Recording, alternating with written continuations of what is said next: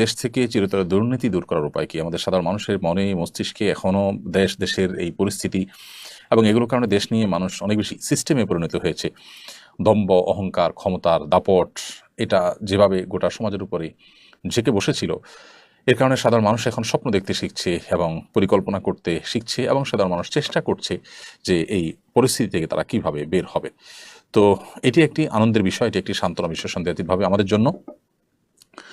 আহ, সেই জায়গা থেকে এ ধরনের প্রশ্ন অনেক বেশি আসছে। যাই হোক, দেশ থেকে চিরতরে দুর্নীতি দূর করবার জন্য আসলে এককভাবে ১ মিনিটের কোনো কথায় ক্ষেত্রে দেখা যাবে যে অনেকাংশেই কিন্তু দুর্নীতি দূর হয়ে যাবে।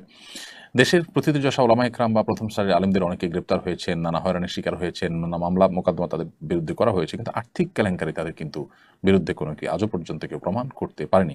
বিচ্ছিন্ন ঘটনা তো থাকেই ছোটোখাটো ক্ষেত্রে, কিন্তু আমি টপ লেভেল ওলামা একরাম বা প্রমিনেন্ট ওলামা একরামের মধ্যে এই ধরনের কোনো অনাচার সচরাচর হতে দেখা যায় না, সে বিষয়টি বলেছে। এই জন্য দেশ থেকে দুর্নীতি দূর করবার জন্য সাধারণ মানুষকে মোটিভেশন দেওয়া, কঠোর আইন, দুর্নীতির বিরুদ্ধে কঠোর আইন প্রণয়ন করে সেটা প্রয়োগ করা এবং জিরো টলারেন্সে চলে যাওয়া, আইনের শাসনকে পরিপূর্ণ প্রতিষ্ঠা করা, এখানে কোনো চেহারা না দেখা, এই বিষয়গুলো খুব গুরুত্বপূর্ণ। সেই সাথে ওলামা একরামকে এই কাজের সাথে সমাজের মূলধারার সাথে যদি ইনভলভ করা হয়, আমার বিশ্বাস যে সেটি অনেক বেশি কাজে আসবে ইনশাআল্লাহ তাআলা।